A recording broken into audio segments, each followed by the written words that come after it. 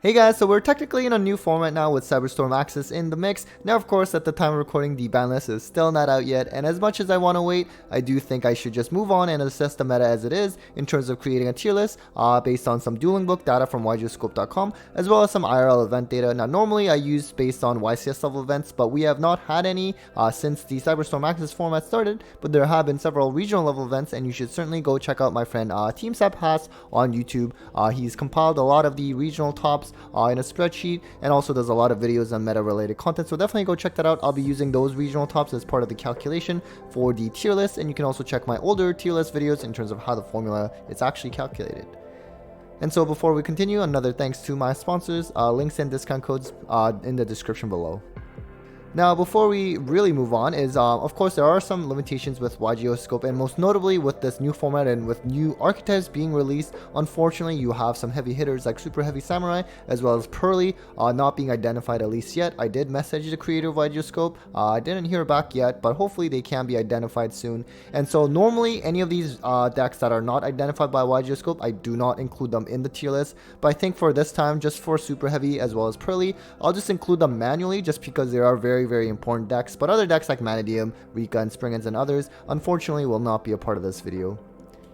And so starting off the tier list for this month, at least as of right now, before the ban list, I do still have Kashtira at number 1, of course, in terms of the data. They actually had the most regional top cuts, at least at the time of recording, among all the decks since Cyberstorm Access. Kashtira is still really strong. I think with the hype of, Pearly and Super Heavy, of course, they're going to see a lot of play, especially at the beginning. I mean, they are certainly good decks, don't get me wrong, but I think Kashtira actually has a pretty good matchup against those strategies in terms of its banishing. I mean, there's also a reason why D-Shifter might see an increase in play, who knows, but I think right now, without the ban list, Kashtira is still the best deck. That might get overturned pretty soon, who knows, but again, it also depends on the ban list as well. And then next, manually, I decided to put Super Heavy Samurai as second, and I think that's fair for now. For example, in terms of regional top cut representation, actually, it did have the second most top cut representation after Kashtira, and Pearly will be third, as you'll see shortly. Super Heavy, though, of course, really strong, really early in the format. Who knows, maybe with more time passes, this will actually overtake Kashtira in terms of regional tops. Again, very dependent on the ban list as well. But, one card combo, really, one of the best one card combos I think we've seen in quite some time, or maybe ever, in terms of how much it can actually produce with just that one card, and on top of that can play so many hand traps as well. Although ironically enough, it's more so that they don't have a choice but to play hand traps because they can't really play your traditional spell traps just because of how the Super Heavy cards work. But all in all, I think we're gonna see also some variants probably. I think at the time of recording there's Israeli Nats going on. There's some Orca Super Heavy Samurai, for example, that did really well as well, so that's kind of interesting. I'm really curious to see how this deck will develop into the format. And then we have Pearly, again, as I mentioned just briefly, had the third most regional tops, I believe, so far in terms of post-CYAC format. Again, another pretty strong deck. It's kind of interesting too in terms of how, like, its win condition. It's pretty hard to out that Black Cat as well. It also adds a lot of cards similar to Super Heavy Samurai. That's why Droll is going to probably see a lot of play now into this format. It was already seeing a lot of play near the end of our past format just because of the rise of Nichira Runic, but now it's like for sure really a mainstay in probably almost everyone's decks, at least in the side, if not main deck. So again, another deck, unfortunately we just don't have the data to make a calculated tier score on it, but I think it is definitely up there in terms of tier 1. And then lastly, in tier 1, just briefly edged out Branded in terms of the score, and that was Mathmech. We really can't sleep on Mathmech either. It's also can do a decent amount, obviously not nearly as much as Super Heavy Samurai can with a one card combo, but it's another deck that can play a lot of hand traps, has a lot of flex spots, good going first and second. It has, it's Cybers, it's going to get a lot of generic support, whether right now or into the future. I think it's a very good investment to make. It's also very cost effective, or cost efficient, I should say, as you would have seen in one of my older cost breakdown videos. I think it's really solid. Match win percentage wise on Dueling Book, it's always had a really high percentage. You do have several notable players that always do well with this deck, and so if you're a good pilot, I think you're going to do well. And regional wise, post CYAC, still doing pretty well. And on to tier 2, again, briefly got edged out by Mathmech, but it is branded, of course, really strong deck. And also at the time of recording, Galzo, who you might know on YouTube, just won Israeli Nats with this deck. He's certainly been my go-to guy for learning how to play branded, because it's a deck that I'm playing myself right now. I'm obviously not that great at it, but certainly go check out his channel if you don't already know. It's really, really good for branded content. And it's a really good deck. We did get some recent support and some really notable support in terms of Quem. Really changes things, especially when even if you get Ash, for example, now the Nadir Servant can actually be pretty impactful thanks to Quem, and also Lulu, which is another new card, really strong, as well as the Sanctifier Dragon, which is another good card, that's particularly in the grind, I find, in terms of being able to special from both players' graves. Really, really nice to have. And of course, you know, Ash is always the biggest rival to branded strategy, but you know what, it's not as bad a lot of times now, but certainly I'm not sure if we can really say tier 1. Perhaps I wouldn't argue with anyone, but I think it's certainly not going to be the best deck ever, just because you can have a lot of hard counters to this deck, unfortunately. And then we have Spright, you know, good old reliable. I'm not sure if we're seeing too much regional tops, about 5% so far, at least at the time of recording. But you know what, it's still reliable. Again, it's another deck similar to, in a way, like Mathmech or Super Heavy, where you can play a lot of hand traps and fit them. But of course, you know, it's not nearly as explosive as Super Heavy Samurai, for example. But you know what, Spright, really consistent, has a lot of tools as well, in terms of, you know, whether a negate or some kind of bounce or whatever. It's pretty unique in terms of the board it sets up, although it can kind of lose hard to Dark Ruler a lot of the times, unfortunately. And then we have Labrynth. I was kind of surprised that it was actually still being rated this high. I guess it's pretty popular. It's also a trap deck.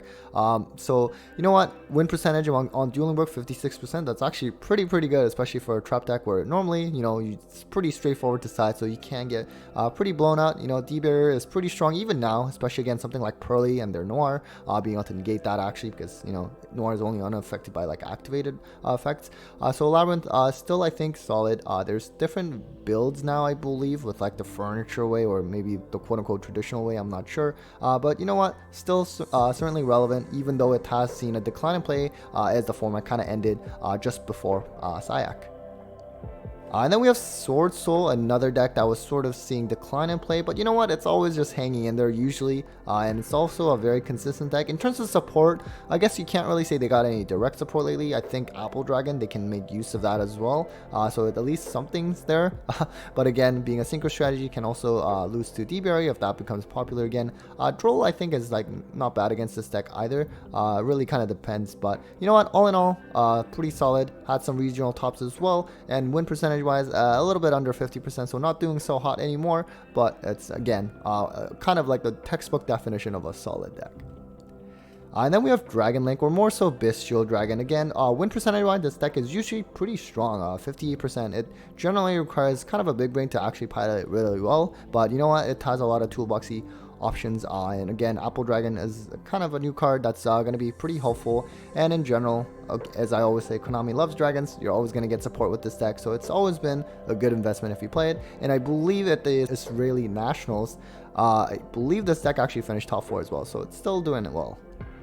And then we have the Churia Runic, which has fallen hard actually since the last month. This would have been considered essentially like the 3rd best deck, at least, right? Really strong. I think right now with Super Heavy Samurai into the mix, especially if they're turboing out something, you know, like Spell Cancer or Exterio, the Runic, very spell focused strategy in general, so I'm guessing that's seeing a lot of decline in play. Not to mention Droll, while it was already starting to see increase in play at the end of that last format, now with Super Heavy Samurai, as well as also in a way Pearly in the mix, Droll is going to be very common, and that is sort of detrimental to any kind of Runic variant. And then going into Rogue, we have Dark World, another deck that I'm a little bit surprised that got scored this high. It actually did not have any regional tops so far, at least not that we're aware of, but it did get several regional tops in last format, and who knows, maybe there's still a chance. But again, it just sort of relates to that Droll again, where this deck can lose quite hard to Droll, considering that it's all about, you know, drawing and discarding and drawing on your turn and just comboing off for however long. But so it's not really the best strategy again anymore, especially, you know, if I'm not sure. I mean, for example, Kashtira was never a good matchup, but if other decks start playing more Shifter again because of something like Super Heavy Samurai, then it's again going to be a bad time for Dark World. And then we have Traptrix, which is another deck that actually did well at the Israeli Nationals today. and so I'm referencing that a lot because I've been seeing that on Twitter a lot today. But you know what, it also did well at regionals in Toronto just a couple weeks ago. Of course, that was the previous format, but you can't really count them out. It's a very, very cost efficient rogue strategy, still pretty solid, and especially for newer players, I think this is probably one of the best options to go for even right now. Of course, Super Heavy Samurai is kind of not too expensive either, but I think you can't really beat Traptrix in terms of the price. And then we have Punk, which was actually seeing a lot of decline in the last format, but I guess right now is seeing a pretty good amount of play with that win percentage of 47%, not that great. Also did not see any regional tops, at least at the time of recording. And so let me know in the comments if there's anything new in the set from Cyberstorm Access. I'm probably just forgetting something. I don't know if Chaos Angel, does that see playing that deck? I have no idea. But you know what, synchro-based strategy, a lot of good options out there, so certainly a rogue option to consider. And then speaking of rogue, we have Hero, which is always hanging in any of these tier lists just because it just sees so much play, because it is a fan favorite deck. But you know what, I think we should also give some credit, aside from the regional top that happened recently in this Cyberstorm Access format. We're sort of back to where, you know, something banishing kind of effect is good again, right, against something like Super Heavy Samurai or even Pearly. And you know, heroes, their primary weapon is, aside from DPE now, is that Dark Claw that's been there for quite some time, really banishing just a one-sided banish, as well as ripping cards when they add, and that's soft ones per turn, by the way. So if you have multiple Dark Claws, you can just rip multiple cards. So you know what, it has a pretty good win condition, again, sort of like in that tier format. But of course, you know, still a rogue option, but if you can pilot it well, I think you can still do pretty well with this deck, at least among all the other rogue decks. And then speaking of tier limits, we still have this hanging by as well. This was actually scored pretty high in the last couple months that I've been doing it. It's still, at least at the time, was a strong deck. Nowadays, I'm not too sure. Obviously, with, you know, maybe Kashtira is not seeing as much play as with all these Pearly and Super Heavy sort of entering into the mix and kind of refreshing the format. But you know what, in the end, and also maybe Bestials might start seeing more play again. At least it kind of was at the end of last format. I think it's still solid. It certainly is a big brain deck to be able to do well. So maybe not for everyone. And then we have Eldritch. So apparently it actually got a regional top recently as well. I think it certainly used to be one of the more favorite, well, I wouldn't say favorite, but one of the more popular decks. And I only say popular because it's played a lot, but not necessarily, even those players might not even like it themselves, because trap decks, you know, you don't have a lot of people that enjoy that style, especially when it's, you know, skill drain turbo a lot of times. But you know what, Eldritch is pretty interesting. I think it saw a huge decline in play ever since the Bestials came out. I think there's still a chance for Eldritch to come back in the future, but probably more so as a package. It can certainly be, you know, provide a lot of resources and be grindy, but I think it's really format dependent, but I think the potential is still there.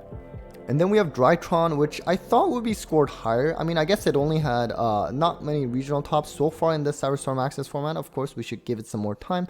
But at the same time, with, you know, in a format where Droll is going to be very common, that's one of the Achilles heels of Drytron. It's something that we saw back when Drytron was tier 1. A lot of people were playing Droll. It was very useful and strong against something like Ben 10 being at 3 now. So I think, you know, the potential is still there. But again, Droll format, not the best for Drytrons. And then also Fluanderies, you know, I really don't get it, but this deck always has such a high win percentage on Dueling Book, like around 60%, even though it's not even tier 1 anymore. But you know what, anti-meta strategy, and also shifter based deck, so maybe it can have some more relevancy again, at least compared to last format, with especially shifter being strong against something like Super Heavy Samurai. And so you know what, I don't know what more to say about Fluanderies. They just keep hanging on. It's not the most fun deck to play against, but hey, I think you have to give it the respect that it deserves. And lastly, in the other category, we have Marincess. This was at least in the rogue section for a while, or if not, maybe even borderline tier 2, considering the consistent YCS tops it got in the last format, of course, largely due to Shannon Baxter. Now, so someone in the comments, let me know if anything changed with Marincess, or if rather the current format kind of makes it hard for Marincess. I mean, I think Droll kind of hits them too. I'm not an expert, of course, so certainly let me know if you do play Marincess, how you feel about this deck in the current format. And then lastly, we have Sky Striker. So normally this deck has pretty poor win percentage. It had 50% this month. I think it's probably largely due to the sample size because I don't think Sky Striker is in a really good position in this format, especially with something like Super Heavy Samurai. If they turbo out Spell Canceller or, you know, even Exterio, I think it's going to be a pretty rough time for Sky Striker. But you know what? We do realize, or rather we do know that this deck tends to hang on no matter what. It's got a lot of fan base, a lot of players, but I think right now it's definitely not in the best place in terms of being competitive relevant. So anyways, that was it for the tier list for this month. Hopefully you found that interesting, and hopefully we get a ban list soon, which will probably make this tier list pretty irrelevant very quickly. But I would really appreciate just sort of another format with a new list and just kind of kick things off fresh again. So anyways, thank you again so much for watching. A big thanks to my patrons as usual. Really appreciate the support, and well, take care guys.